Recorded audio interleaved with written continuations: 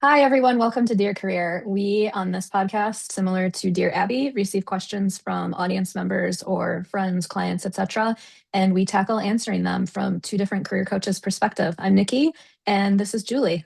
Hello, it's lovely to see you today. And Nikki, we have a really interesting question that has come through on my Instagram messages, actually. So today it's I know I can't keep doing the job that I'm doing, but I have absolutely no idea what I want instead. How do I start figuring it out without making a reckless decision? And I love that, because so often we fall into a job sometimes, and you speak to so many different people, and it's like, well, how did you choose your career? How did you end up doing what you're doing now? And a lot of people will say, well, I don't know, I just kind of fell into this position and then I just stayed here and then became more of an expert in it. Some people specifically choose the career that they want to get into, and a lot of people don't and just end up doing something that, that they've fallen into.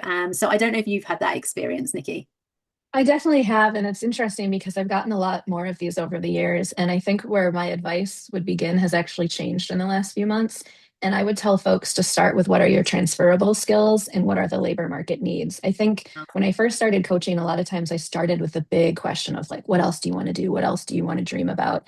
And then clients would spend time on that, but would ultimately usually come back to, well, I can't go back to school for that, or I can't do this thing. And so I would maybe start smaller and think Mm-hmm. about what are my transferable skills that the labor market needs that are the easiest first next parts for me, and Yeah. see if any of those interest you. I would Yeah. potentially think about starting there at least, just because it's a very practical place to start. That doesn't mean I want you to like give up the overarching, like, what do I really want to be doing? But I do feel like that's a safe exercise to start with to see patterns for what looks interesting to you.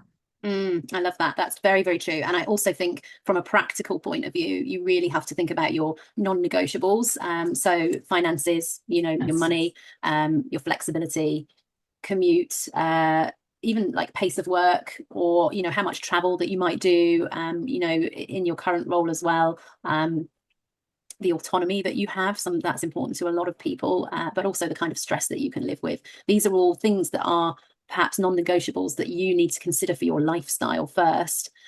It's learning what you've got that is good in your current role, even if you know that you can't keep doing it, you don't want to keep doing it, so that that can actually go towards helping build out what a future role, and whether that starts with finances, whether that starts with money and benefits, or including that commute distance, or what sort of stress or pace of work that you want to. Those practical elements, rather than the actual job itself, are worth possibly looking at sometimes, as opposed to going straight in and thinking, what job do I want to do? Because there's a lot of pressure on your shoulders when you do that as well. You start thinking, what job do I want to do? What career do I want to go into? And actually, if you flip it on its head and think about those practical aspects first, that's sometimes a good foundation to build off. I like that a lot. Another thing that I would like to add is having worked with clients for so many years, sometimes clients keep coming back to culture and organization. And that's great, like wanting to know what you need in a boss, wanting like a certain culture in the next company. And I hear those things over and over. And then I find myself asking them, okay, but let's set aside that. Like we need to figure out what you want to do first. And we can worry about finding those things later because those are things you can validate through Yeah. networking, through the interview process. And folks will just get so hung up on like the type of organization or just how it makes them feel that they Yeah. don't go through the process of identifying what type of job they want. And I think Mm, it's really important to keep in mind your personality type. I mean, I'm not like some woo woo, like, oh, do your Enneagram and it's going to like tell you what job to do. But I do think that when folks are looking for something entirely different, usually there is some kind of misalignment between what they're doing and maybe like what their personality is most naturally like yeah. inclined towards. So I think doing some work there in terms of like, where is that a good fit? And then adding in the transferable skills. If that's not giving you a couple of pathways, then I definitely think it's worthwhile to work with a coach on more of the overarching questions to figure out why are you still so stuck? Which there are a lot of folks that are. And I empathize with that. But I think that those should at least get you going in a good direction. Do you find Mhm. that with some clients sometimes, Julie?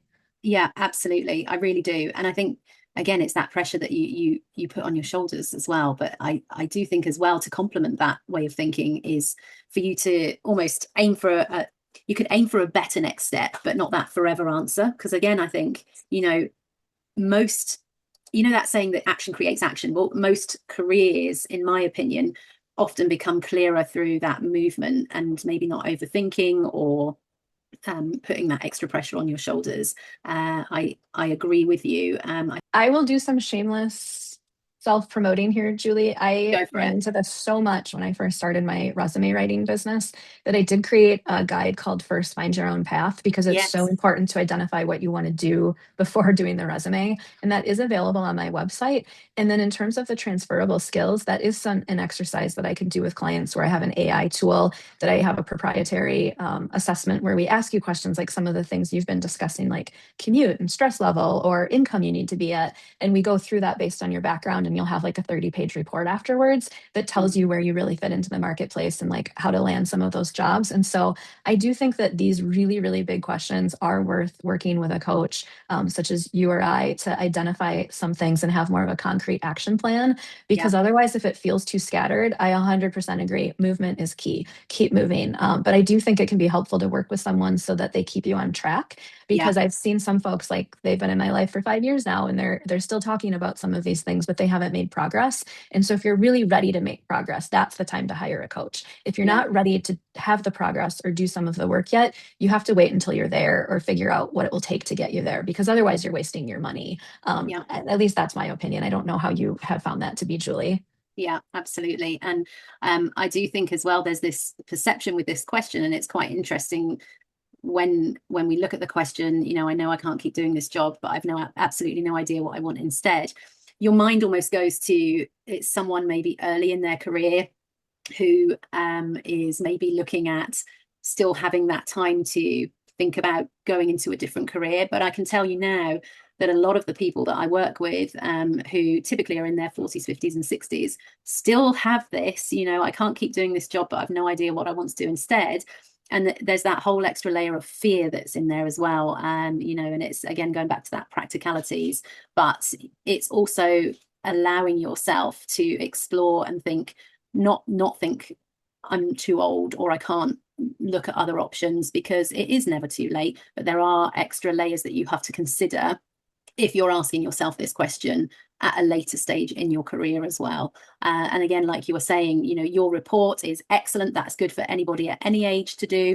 And working with a coach who can help you move through those questions and perhaps throw some things to you which you might not have considered are really valuable. That input from an external thinker, from an external support, can really help you with where it is that you want to go, but also help you understand where it is you don't want to go. Because there's nothing worse than reaching this stage of, like you say, leaving your position where you're at, where you might have stability, you might have, the benefits that you want, but you physically don't like being in that environment anymore, or working with the people that you're doing, or just doing the job that you're doing. So I think, knowing what you do want, what you don't want, and having that external support to help you find that, asking you the right questions, is really important. I agree 100% with what you were saying earlier about that, and your resources that you have, I know, are excellent for that, but also nutting it out with someone face to face really helps as well.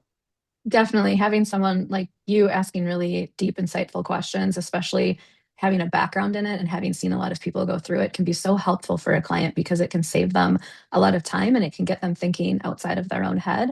I have been going through some confidence training, so I'll just end on, according to my confidence training, our lack of like decisiveness on things comes down to a fear of rejection, a fear Mm-hmm. of remorse, or a fear of failure. I don't Mm-hmm. know if I buy into things always being that simplified into fitting into categories, but I would ask yourself if any of those things are coming into play, and then working with a coach to maybe have an action plan on that might be helpful. Yeah, So I agree with you. I hope that that helps. We definitely would love to get some more questions. If you want to give your name on them, great. If anyone ever wants to sit in and do a like live mini little session where they Yeah. have two different coaches like firing some things at them, we'd love to have it if you're willing to do that. Yeah. But we are so happy to be here, and we hope that we're helping make a difference for some of you and driving some positive change. That's our goal.